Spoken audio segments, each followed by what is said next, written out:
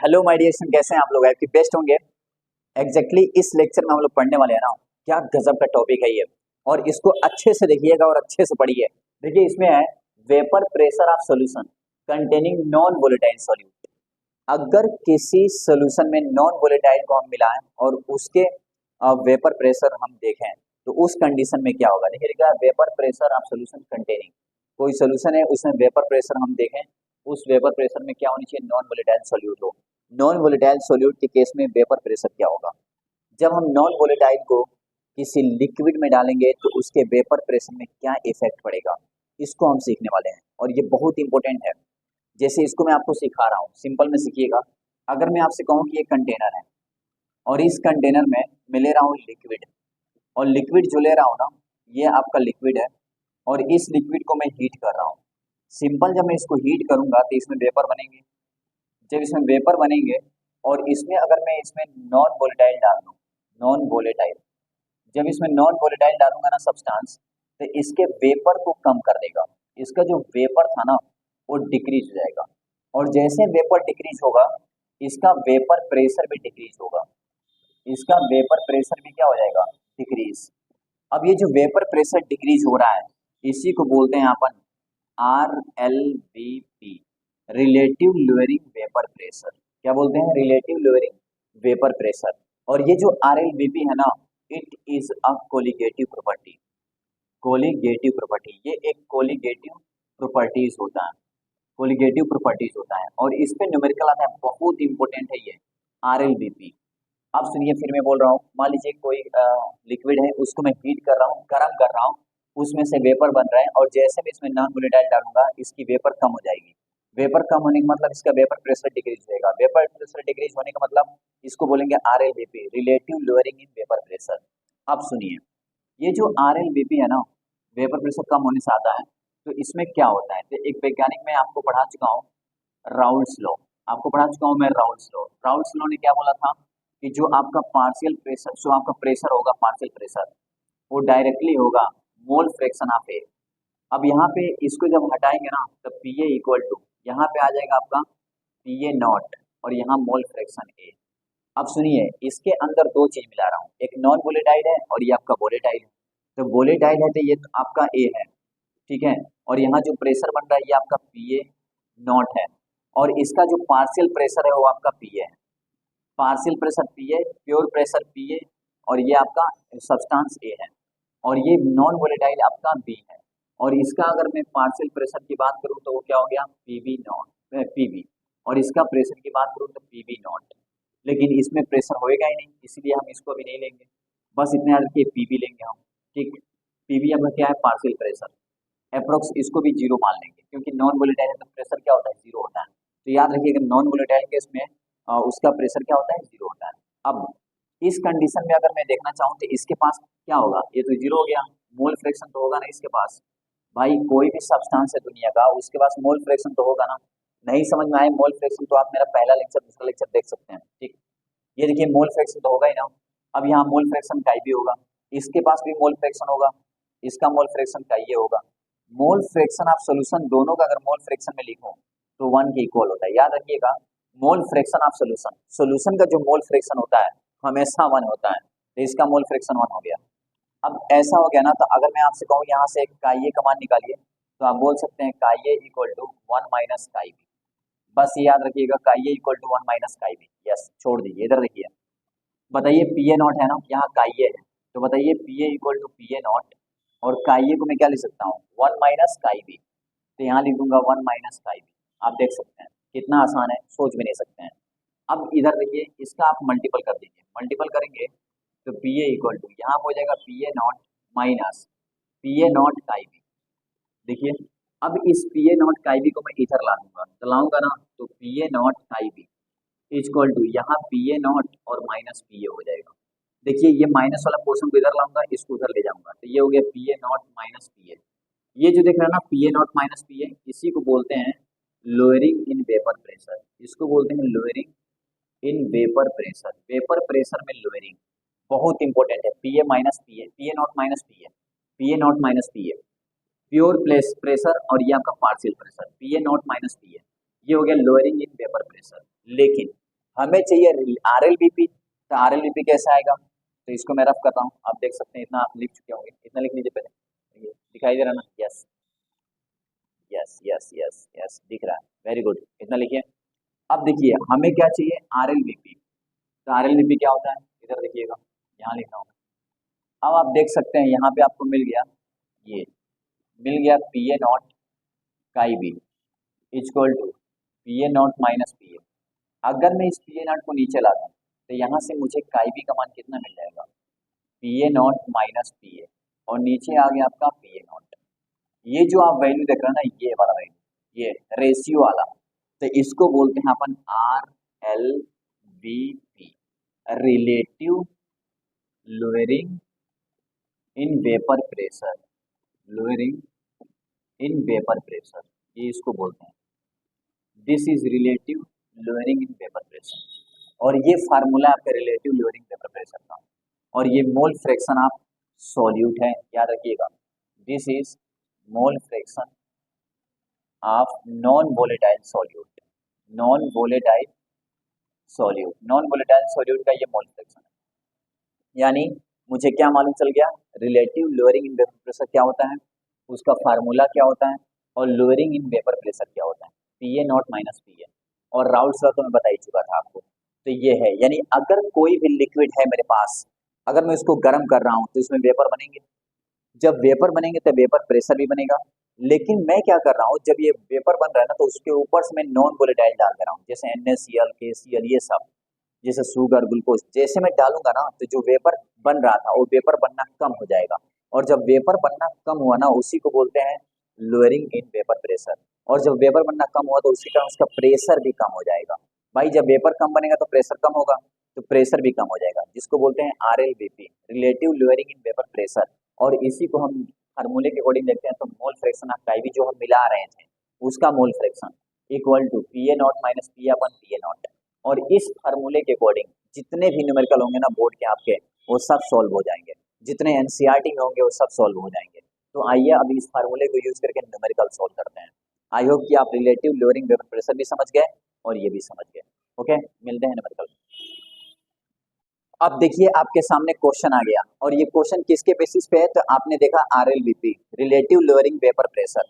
देखिए अगर आप मेरा ये लेक्चर पढ़ रहे हैं ना, तो रिलेटिव लोअरिंग वेपर प्रेशर का फार्मूला अगर पढ़ लिए तो ये न्यूमेरिकल बहुत आसानी से आप सॉल्व करेंगे, और ये हमेशा आने वाला क्वेश्चन है डायरेक्ट बोर्ड में। देखिए आपके सामने क्वेश्चन क्या बोल रहा है, बोला 30 ग्राम यूरिया, देखिए डिजोल्व इन इतना ग्राम वाटर। आप सोचिए यहाँ पे वाटर है, 2 मिनट देखिए ध्यान से, ये वाटर है, ठीक कोई बात नहीं, इसमें 30 ग्राम यूरिया डाला गया, कितना ग्राम, 30 ग्राम। ये वाटर गर्म हो रहा था तो वेपर बन रहा होगा, और वेपर बन रहा होगा, जब 30 ग्राम यूरिया डालेंगे तो इसका वेपर प्रेशर सिंपल फंडा है कम होगा। तो 30 ग्राम यूरिया डाला गया, तो ये आपका यूरिया था, तो यूरिया का नंबर आप मोल निकालेंगे, पहले सबसे पहले नंबर आप मोल निकालेंगे तुरंत, इस तरह क्वेश्चन है तुरंत number of mole of urea, W by क्या होता है M। अब W कितना दिया है इसका 30 ग्राम, और इसका मोलर मास क्या होता है, तो 60 होता है। यूरिया का मोलर मास कितना होता है 60, क्योंकि फार्मूला आपको पता होना चाहिए, जो यूरिया होता है ना इसको हम लिखते हैं NH2CONH2, this is the formula of urea, और ये फार्मूला आपको पता होना चाहिए। और इसका मोलर मास कितना होगा, नाइट्रोजन 2 बार है ना, तो 2, और 21 पे कितना होता है 14, भाई 7 नाइट्रोजन कितना होता है 14, मास 14, तो 2 इंटू 14, और प्लस कार्बन यहाँ 1 बार है ना, तो 1 इंटू 12, प्लस ऑक्सीजन 1 है तो 1 इंटू 16, प्लस हाइड्रोजन 4 है ना, तो 4 इंटू 1, इसको करेंगे तो कितना होगा 28, और प्लस इसका 12, इसका 16, और प्लस इसका 4, 16 4 20, 20 20 40 50 60, 60 आ गया, यानी इसका 60, यानी 30 दूना 60, यानी 0.5 आ गया, यानी this is the number of mole of urea. छोड़ दीजिए, अब इसका मोल मिल गया यूरिया का। अब मुझे वाटर है, ये वाटर का नंबर ऑफ मोल निकालिए H2O का, W बाई M, बताइए इसका W कितना होता है, वाटर का गिवन कितना दिया हुआ है, तो 846 ग्राम, यानी 846 ग्राम, बाय इसका मास कितना होता है 18, तो ये आ गया इतना। अब इतना आने के बाद हमें चाहिए क्या, तो देखिए क्या बोला है, calculate vapour pressure of water for this solution. तो इस सोल्यूशन का वेपर प्रेशर बता दीजिए। Vapour pressure of pure water 298 kelvin इतना प्योर वाटर का दिया है, तो मैं आपको बताया हूँ प्योर वाटर के वेपर प्रेशर को PA0 से लिखते हैं, PA0 ये कितना दिया है 23.8 mmHg, वेरी गुड, बहुत बढ़िया। अब फार्मूला क्या पढ़े हैं, अब सोचिए जब इसको इसमें डाल रहे होंगे तो इसका वेपर प्रेशर कम हो रहा होगा तो RLVP लग जाएगा। तो अकॉर्डिंग टू, आप देख सकते हैं कितना आसान है, अकॉर्डिंग टू RLVP क्या बोलता है बताइए? वो बोलता है mole fraction of B equal to PA naught minus PA और नीचे लिखेंगे आप PA नॉट। बताइए PA नॉट की वैल्यू हमको पता है ना, हमको PA का मान चाहिए। देखिए देखिए ये चाहिए वेपर प्रेशर ऑफ, कहाँ गया वेपर प्रेशर ऑफ सॉल्यूशन, देखिए यही चाहिए हमको, और इसका मान हमें पता है, और इसका मान अगर मालूम चल जाएगा तो आसानी से आ जाएगा। अब मोल फ्रैक्शन ऑफ बी मतलब, मोल फ्रैक्शन ऑफ बी क्या है? सॉल्यूट का मोल फ्रैक्शन। तो number of mole of urea, भाई सॉल्यूट क्या है? यूरिया है। नीचे भी number of mole of urea plus number of mole of water equal to यहाँ PA नॉट 23.8 माइनस PA, नीचे भी 23.8। बस अब यूरिया का कितना आ गया है? तो 0.5 आ गया है, तो इसको मैं यहाँ लिख दे रहा हूँ, इसका यूरिया का 0.5 और नीचे 0.5 प्लस वाटर कितना है 846/18 इक्वल टू यहाँ पे 23.8 माइनस PA और नीचे 23.8। अब सुनिए, जो स्टूडेंट है ना बायोलॉजी वाले और मैथमेटिक्स वाले जितने भी हैं, चाहे बायोलॉजी वाले हो या मैथमेटिक्स वाले, अभी तक पढ़ाते समय मैं ये मतलब उनके बारे में समझा हूँ, कंसिडर किया हूँ कि ये सब स्टूडेंट यही फंसते हैं न्यूमेरिकल में, न्यूमेरिकल ही नहीं कर पाते हैं। और जब न्यूमेरिकल सॉल्व ही नहीं कर पाएंगे तो सिंपल फंडा है कि वो यहाँ छोड़ देंगे, यहाँ यहाँ डिस्टर्ब हो जाते हैं और बोर्ड में जाके घबरा जाते हैं और यहाँ पे छोड़ के चले जाते हैं और आके हमसे बोलते हैं कि यहाँ से हम सॉल्व नहीं कर पाए। और इसके पीछे रीजन होता है कैलकुलेशन को छोड़ देना, यानी कैलकुलेशन करना ही नहीं चाहते स्टूडेंट। और जब कैलकुलेशन करना ही नहीं चाहते और वही मोबाइल में मोबाइल दिन भर चलाएंगे, कैलकुलेशन नहीं सीखेंगे तो प्रॉब्लम तो होगी ही। अब देखिए इसको कैसे करना है, यहाँ पे मैं बता रहा हूँ, वैसे आप लिख चुके होंगे ये। अब इस कैलकुलेशन को सोल्व करना है तो कैसे करेंगे, तो आप देख सकते हैं ये कितना आया, ये आया 0.5, नीचे आ गया 0.5 प्लस 846/18 इक्वल टू 23.8 और माइनस PA आ गया और नीचे भी 23.8 आ गया। अब क्या करेंगे, आप सोचिए 2 मिनट, 0.5 यहाँ भी है, 0.5 यहाँ भी है, तो 0.5 अगर यहाँ पे है तो 0.5 की कंडीशन में हम चाहे तो इस 0.5 को नेगलेक्ट मान सकते हैं विद रिस्पेक्ट टू दिस। और जब नेगलेक्ट मान लेंगे तो मान लीजिए 846 से इसमें 18 से हम भाग भी दे दें तो डिवाइड करने में कितना होगा, 4 बन जाएगा 72, यहाँ कितना बचेगा 2 और यहाँ कितना बचेगा 1, और यहाँ पे अगर 6 ला तो यहाँ 0 कर दो पॉइंट। अब कितने बार में जाएगा बताइए, 18×90, 7 बार में चलिए, 8 से 56, 7 एकम 7, 5 12, यानी 40.7, यानी इसका मान आ गया 40.7, यानी इसको मैं लिख सकता हूँ 40.7, इतना तो आता ही है ना। तो 0.5 plus 40.7 equal to 23.8 minus PA, और ये सब प्रैक्टिस करने पड़ेंगे बार बार, बहुत ज़्यादा बार। अब ऊपर 0.5 आ गया, नीचे इसको जोड़ेंगे तो 7 5 12 यानी 41.2 आ गया इक्वल टू 23.8 माइनस PA और नीचे आ गया 23.8। अब क्रॉस मल्टीप्लिकेशन करेंगे, इसको इसके पास ले जाएंगे और इस पूरे वैल्यू को इधर लाएंगे, और जब ऐसा करेंगे ना, तो ऐसा करेंगे तो आसानी से हम PA का मान निकाल सकते हैं। लेकिन मैं थोड़ा दिमाग लगाऊंगा, ये इसके लिए भी इसके लिए भी कर दूंगा, इससे आसान हो जाएगा। देखिए 0.5 41.2, इसके लिए एक करूंगा ना तो ये हो जाएगा 1, भाई इससे ये कट गया तो 1 आ गया, माइनस यहाँ पर हो जाएगा PA/23.8। अब मैं इस माइनस वाले को इधर कर दूंगा और इसको इधर कर दूंगा, इससे आसान हो जाएगा। और इससे मैं क्या कर सकता हूँ, देखिए मैं कैसे इसको आसान बनाने की कोशिश कर रहा हूँ, वैसे ही आपको बनाना पड़ेगा। जब ये माइनस वाले इधर लाएंगे ना तो ये हो जाएगा PA/23.8 इक्वल टू 1 माइनस 0.5 और 41.2, बस ये इसका मल्टीपल करें तो 41.2 माइनस 0.5 और नीचे 41.2 और यहाँ पे PA/23.8। आप देख सकते हैं जब इसका आप माइनस करेंगे तो PA/23.8 है, माइनस करेंगे तो फिर 40.7 आ जाएगा, भाई 0.5 जोड़े थे तो इतना आया था, माइनस कर दो तो 41.2। अब इसका मल्टीपल इसमें करेंगे आप तो ये हो जाएगा PA इक्वल टू यहाँ पे 23.8 और इंटू 40.7 और नीचे है 41.2। जब ऐसा आप करेंगे ना तो इससे ये आसानी से काट लीजिए, मान लीजिए 1 टाइम्स में कट गया, ठीक, कट गया तो कितना बचा 23.8 मान लीजिए अप्रोक्स, अप्रोक्स यानी इतना पास्कल, इतना आप लिख सकते हैं, इतना 80 क्या था ये, तो ये आपका क्या हुआ, प्रेशर इतना आ गया। अब प्रेशर की यूनिट क्या होगी, तो प्रेशर की यूनिट एटीएम में लेते हैं, लेकिन क्वेश्चन में क्या दिया था देखने एक बार, क्वेश्चन में दिया था mmHg में, mmHg, तो यहाँ पे इतना mmHg, ये भी देखेंगे दिया किस में। तो आई होप कि आप समझ चुके होंगे ऐसे कैलकुलेशन। और सुनिए, इतना लंबा भी नहीं होगा, अगर आप बहुत ज़्यादा प्रैक्टिस करते हैं, बहुत फास्ट प्रैक्टिस करते हैं, तो इसको आसानी से सॉल्व कर सकते हैं, डिपेंड ऑन यू। ओके, फिर नेक्स्ट। अब आपके सामने क्वेश्चन नंबर सेकंड आ गया, और देखिए मैंने क्वेश्चन फर्स्ट और क्वेश्चन सेकंड बता दिया, इसी के बेसिस पे क्वेश्चन आएंगे, इसी तरह के होंगे, बस वैल्यू चेंज होगा, आपको सॉल्व कर देना होगा। तो मेरा ये टॉपिक और मेरे ये दो क्वेश्चन पढ़ लो, इसके प्रैक्टिस कर लो, बस इसको बार बार प्रैक्टिस कर लो और पढ़ लो, बस बोर्ड में जाओगे ना, कोई भी क्वेश्चन आएगा ना, तुरंत आप कर लेंगे, ये मेरी गारंटी है, ठीक ना। ठीक, अब देखिए इसमें क्या है, बोला the vapour pressure of pure water 293 kelvin कितना mmHg, प्योर दिया है ना, लिखेंगे सॉल्व, कुछ नहीं, डरने की बात नहीं है। प्योर में क्या होता है, पी ए नॉट, बताइए कितना दिया है, 17.535 mmHg, कोई बात नहीं।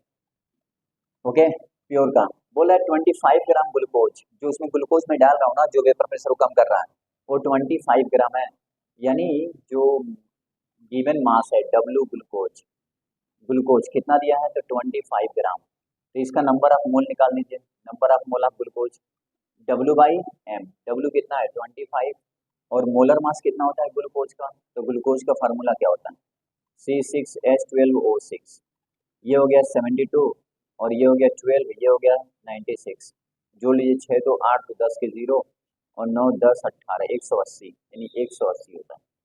आप देख सकते हो ये सब आना चाहिए निकालना, तो 180 आ गया, इसको सोल्व कर लेंगे हम, तो 0.139 कुछ करके आएगा, ठीक, काट के देख लीजिएगा 0.139, ठीक। अब आप देख सकते हैं ये आ गया आपका मोल फ्रैक्शन ऑफ ग्लूकोज।